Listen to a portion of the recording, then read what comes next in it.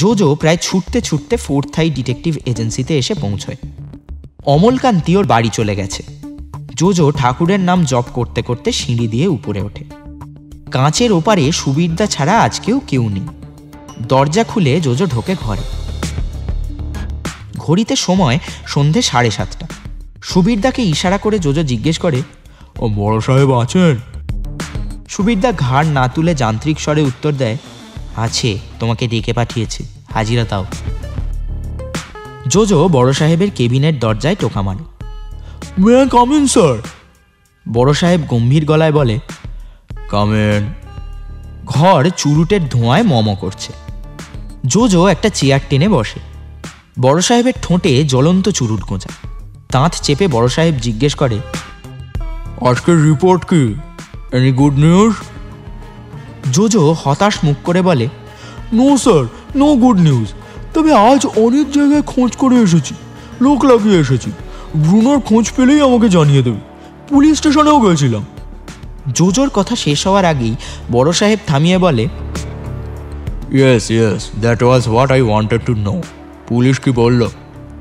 JoJo উত্তর দিল, হ্যাঁ, দেবাশিসবাবু থানায় গেছিলেন এবং থানা মিসিং ডায়েরি নিতে চায়নি। এটা ইন্সপেক্টর সান্যাল, বালিগঞ্জ থানার ওসি, আমাকে জানালো। তবে আরেকটা ইন্টারেস্টিং ঘটনা ঘটেছে। জোজো এবার বিস্তারে বড় সাহেবকে সবটা বলে। শঙ্করবাবুর 5 বছরের ছেলে অনিন্দ, তাকে না খুঁজে পাওয়া, পুলিশের সাথে বাক্যালাপ, সবটা খুলে বলে জোজোকে। বড় সাহেব সবটা শুনে চুরুটটা ঠোঁট থেকে নামিয়ে রাখে। তারপর ভসভস করে ধোঁয়া ছেড়ে জোজোকে বলে, interesting, but you focus on Bruno. তুমি বিকেলে বলেছিলে মিসিং পোস্টার বানানোর কথা, আমি করিয়ে রেখেছি। সুবিধার কাছে আছে, collected from there. Do what ever ওয়ান্ট, কিন্তু ব্রুনোকে খুঁজে বার করতেই হবে, or else you will be fired. Jojo মিনমিন করে বলে, I am trying my level best sir. বড় সাহেব চুরুটটা আবার ঠোঁটে গুঁজে বলে, now you can leave. Jojo chair ছেড়ে উঠে দাঁড়ায়। গুড নাইট স্যার বলে বেরিয়ে যায় কেবিন থেকে। উফ বাবা গো, বড় সাহেবের কেবিনে যা ধোঁয়া, সুস্থ লোকও অসুস্থ হয়ে যাবে। বাইরের ঘরে এসে জোজো সুবীরদাকে জিজ্ঞেস করে, কই পোস্টারগুলো দাও।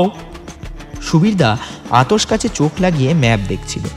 মুখ না তুলেই জোজোকে বলল, হরিয়াপ্পার কেবিনে দেখো রাখা আছে, নিয়ে নাও, ডোন্ট ডিস্টার্ব মি নাও। উফ, অফিসের সবাই কি খারাপ ব্যবহার করে জোজোর সাথে। জোজোর মাঝে মধ্যে খুব কষ্ট হয়। তবে না, এ সময় কষ্ট পাওয়ার নয়, এ সময় অধ্যাবসায়। জোজো চুপচাপ হরিয়াপ্পার ঘর থেকে পোস্টারগুলো তুলে নেয়। এগুলো লাগাতে হবে সব জায়গায়, অনেক কাজ। জোজো এজেন্সি থেকে বেরিয়ে যায়।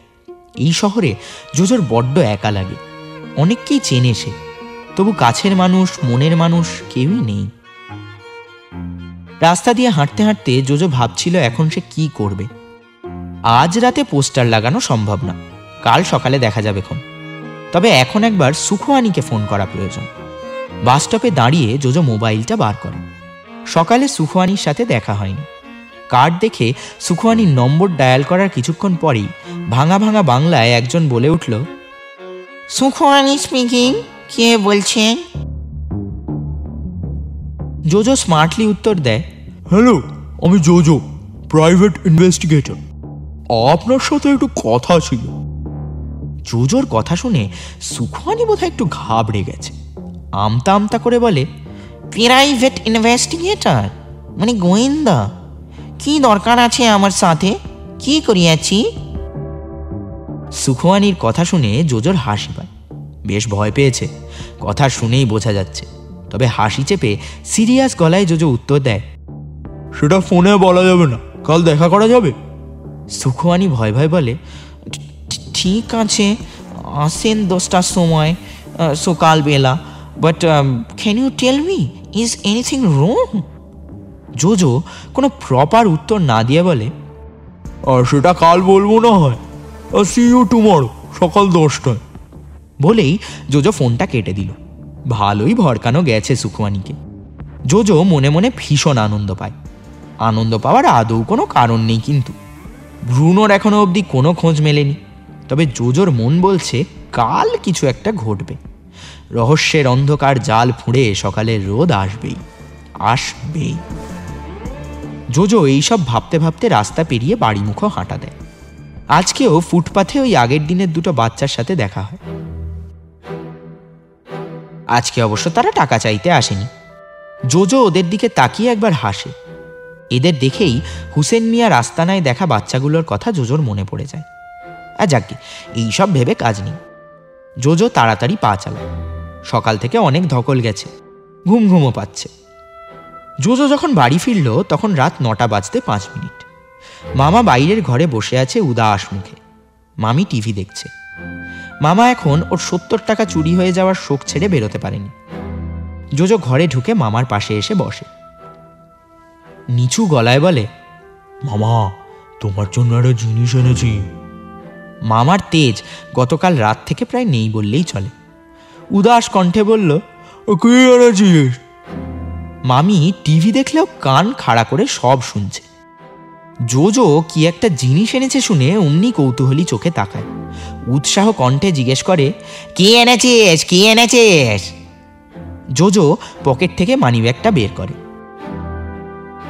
এই মানিব্যাগটাই ও হুসেন মিয়ার ওখান থেকে টুক করে ঝেপে দিয়েছে। চুরির জিনিস হলেও বোঝার উপায় নেই, একেবারে নতুনের মতো। মামার মুখে কিঞ্চিত হাসি ফুটল। মানিব্যাগটা হাতে নিয়ে মামা উল্টে পাল্টে দেখে। মামি বেজায় অখুশি হয়েছে। তাচ্ছিল্যের সুরে বলে, মানিব্যাগ? আমি ভাবলাম কোথায় হিরে জহরাত এনেছে। কত পড়েছি গোয়েন্দাদের নাকি বকশিস হিসেবে হিরে মানিক দেওয়া হতো, কিন্তু কোথায় কি একদিনও চোখের দেখা দেখতে পেলাম না বাপু। জোজো কিছু বলে না, চুপ করে থাকে। মামা মানিব্যাগটা দেখে সোফায় রাখে। মুখে একগাল হাসি নিয়ে জোজোকে বলে, যা গিয়ে হাত মুখটা ধুয়ে নে। মামার মন মেজাজ কিছুটা হলেও ভালো আছে এখন, নয়তো সারাক্ষণ যা চেঁচামেচি করে, বাপরে বাপ, টিকে থাকা দায়। জোজো সোফা ছেড়ে উঠে নিজের ঘরে ঢুকে যায়। ঘরের জানলা বন্ধ ছিল। একটা পাল্লা খুলে বাইরের আকাশের দিকে তাকায়। সুন্দর চাঁদ উঠেছে। খুব হেকটিক দিন গেছে আজ, জোজো মনে মনে ভাবে। আগামীকাল সকালে সুখওয়ানির বাড়ি যেতে হবে। সেখান থেকে আরেকবার থানায় ঢু মারতে হবে। অনেক কাজ। এই কেসটা সলভ করতেই হবে। বারবার এই একটাই কথা জোজো নিজেকে মনে করাতে থাকে। ব্রুনোকে খুঁজে না পেলে ওর চাকরি থাকবে না। এখনো অবধি নো প্রোগ্রেস, কিন্তু হাল ছাড়লে চলবে না।